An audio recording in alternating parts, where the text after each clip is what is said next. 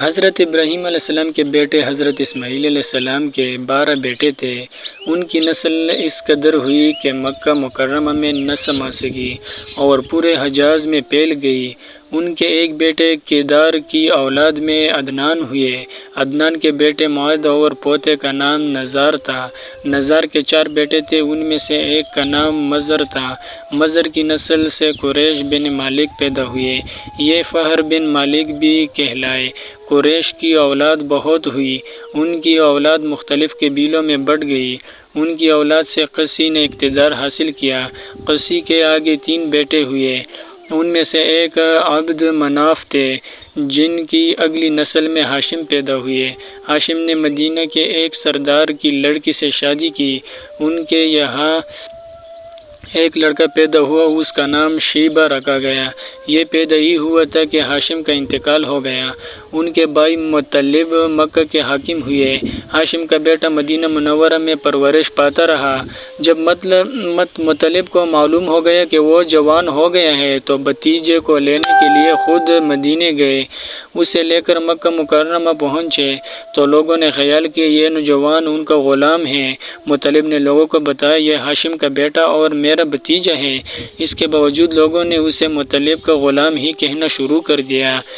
اس طرح شیبہ کو عبد المطلب کہا جانے لگا۔ انہیں عبد المطلب کے یہاں ابو طالب، حمزہ، عباس، عبداللہ، ابو لہب و حارث، زبیر، زرار اور عبد الرحمن پیدا ہوئے۔ ان کے بیٹے عبداللہ سے ہمارے نبی حضرت محمد صلی اللہ علیہ وآلہ وسلم پیدا ہوئے۔ عبد المطلب کے تمام بیٹوں میں حضرت عبداللہ سب سے زیادہ خوبصورت اور سب سے زیادہ پاک دامن تھے۔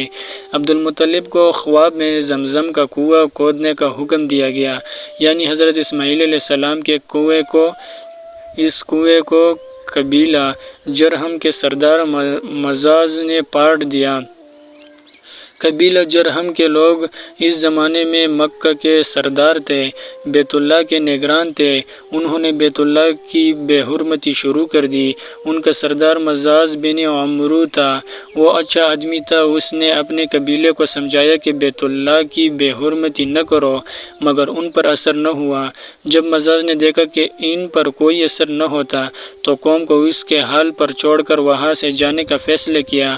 اس نے تمام مال و دولت، تلواریں اور زرہیں وغیرہ خانہ کعبہ سے نکال کر زمزم کے کنویں میں ڈال دی اور مٹی سے اس کو پاٹ دیا۔ کنواں اس سے پہلے ہی خشک ہو چکا تھا، اب اس کا نام و نشان مٹ گیا۔ مدت تو یہ کنواں بند پڑا رہا۔ اس کے بعد بنو خزاع نے بنو جرہم کو وہاں سے مار بھگایا۔ بنو خزاع اور کسی کی سرداری کا زمانہ اسی حالت میں گزرا، کنواں بند رہا، یہاں تک کہ قسی کے بعد عبد المطلب کا زمانہ آ گیا۔ انہوں نے خواب دیکھا۔ خواب میں انہیں زمزم کے کنویں کی جگہ دکھائی گئی اور اس کے کودنے کا حکم دیا گیا۔ حضرت علی رضی اللہ عنہ سے روایت ہے کہ عبد المطلب نے بتایا، میں حجر اسود کے مقام پر سو رہا تھا کہ میرے پاس ایک آنے والا آیا۔ اس نے مجھ سے کہا طیبہ کو کھو دو۔ میں نے اس پوچھا طیبہ کیا ہے، مگر وہ کچھ بتائے بغیر چلا گیا۔ دوسری طرف رات پھر خواب میں وہی شخص آیا، کہنے لگا برہ کو کھو دو۔ میں نے پوچھا برہ کیا ہے، وہ کچھ بتائے بغیر چلے گیا۔ تیسری رات میں نے اپنے بستر پر سو رہا تھا کہ پھر وہ شخص خواب میں آیا۔ اس نے کہا مجنونہ کھو دو۔ میں نے پوچھا مجنونہ کیا ہے، وہ بتائے بغیر چلا گیا۔ اس سے اگلی رات میں پھر بستر پر سو رہا تھا کہ وہی شخص پھر آیا اور بولا زمزم کھو دو۔ میں نے اس سے پوچھا زمزم کیا ہے، اس بار اس نے کہا زمزم وہ ہے جس کا پانی کبھی ختم نہیں ہوتا، جو حاجیوں کے بڑے بڑے مجموعوں کو سیراب کرتا ہے۔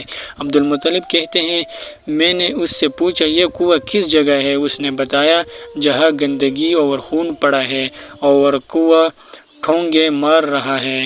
دوسرے دن عبد المطلب اپنے بیٹے حارث کے ساتھ وہاں گئے۔ اس وقت اس کے یہاں یہی ایک لڑکا تھا۔ انہوں نے دیکھا وہاں گندگی اور خون پڑا تھا اور ایک کنواں ٹھونگے مار رہا تھا۔ اس جگہ کے دونوں طرف بت موجود تھے اور یہ گندگی اور خون دراصل ان بتوں پر قربان کیے جانے والے جانوروں کا تھا۔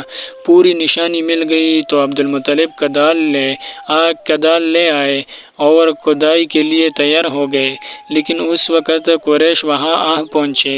انہوں نے کہا، اللہ کی قسم، ہم تمہیں یہاں کھدائی نہیں کرنے دیں گے۔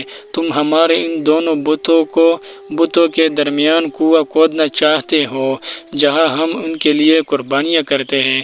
عبدالمطلب نے ان کی بات سن کر اپنے بیٹے حارث سے کہا، تم ان لوگوں کو میرے قریب نہ آنے دو، میں کھدائی کا کام کرتا رہوں گا، اس لیے کہ مجھے جس کام کا حکم دیا گیا ہے میں اس کو ضرور پورا کروں گا۔ قریش نے جب دیکھا کہ وہ باز آنے والے نہیں تو رک گئے۔ آخر انہوں نے کھدائی شروع کر دی۔ جلد ہی کنویں کے آثار نظر آنے لگے۔ یہ دیکھ کر انہوں نے اللہ اکبر کا نعرہ لگایا اور پکار اٹھے، یہ دیکھو، یہ اسماعیل علیہ السلام کی تعمیر ہے۔ جب قریش نے یہ دیکھا کہ انہوں نے کنواں تلاش کر لیا تو ان کے پاس آ گئے اور کہنے لگے، عبدالمطلب، اللہ کی قسم، یہ ہمارے باپ اسماعیل علیہ السلام کا کنواں ہے اور اس پر ہمارا بھی حق ہے، اس لیے ہم اس میں تمہارے شریک ہوں گے۔ یہ سن کر عبدالمطلب نے کہا، میں تمہیں اس میں شریک نہیں کر سکتا، یہ مجھے اکیلے کا کام ہے۔ اس پر قریش نے کہا، تب پھر اس معاملے میں ہم تم سے جھگڑا کریں گے۔ عبدالمطلب بولے، کسی سے فیصلہ کروا لو۔ انہوں نے بنو سعد ابن حزیم کی کہنہ سے فیصلہ کرانا منظور کیا۔ یہ کہنہ ملک شام کے بالائی علاقے میں رہتی تھی۔ آخر عبدالمطلب اور دوسرے قریش اس کی طرف روانہ ہوئے۔ عبدالمطلب کے ساتھ عبدالمناف کے لوگوں کی ایک جماعت تھی، جبکہ دیگر قبائل قریش کی بھی ایک جماعت ساتھ تھی۔ اس زمانے میں ملک حجاز اور شام کے درمیان ایک بیابان میدان تھا، وہاں کہیں پانی نہیں تھا۔ اس میدان میں ان کا پانی ختم ہو گیا۔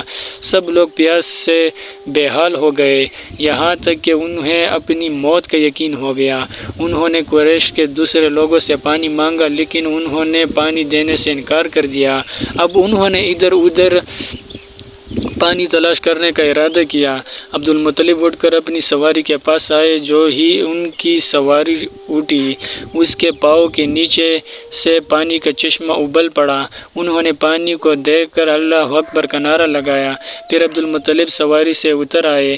سب نے خوب سیر ہو کر پانی پیا اور اپنے مشکیزیں بھر لیے۔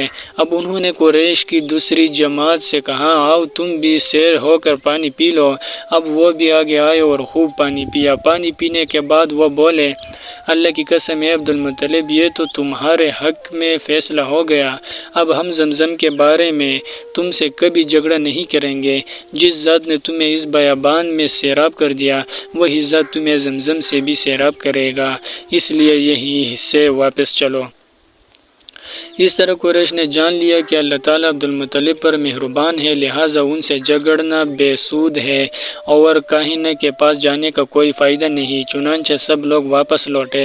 واپس آ کر عبدالمطلب نے پھر کنویں کی کھدائی شروع کی۔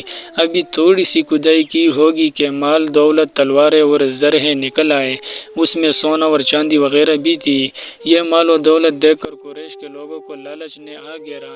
انہوں نے عبدالمطلب سے کہا، عبدالمطلب، اس میں ہمارا بھی حصہ ہے۔ ان کی بات سن کر عبدالمطلب نے کہا، نہیں، اس میں تمہارا کوئی حصہ نہیں، تمہیں انصاف کا طریقہ اختیار کرنا چاہیے۔ آؤ 500 کے تیروں سے قرعہ ڈالیں۔ انہوں نے ایسا کرنا منظور کر لیا۔ 2 تیر کعبے کے نام سے رکھے گئے اور 2 مطلب کے اور 2 قریش کے باقی لوگوں کے نام کے۔ 500 پھینکا گیا تو مال اور دولت کعبہ کے نام نکلا، تلواریں اور زرہیں عبدالمطلب کے نام، اور قریشیوں کے نام کے جو تیر تھے وہ کسی چیز پر نہ نکلے۔ اس طرح فیصلہ ہو گیا۔ عبدالمطلب نے کعبے کے دروازے کو سونے سے سجا دیا۔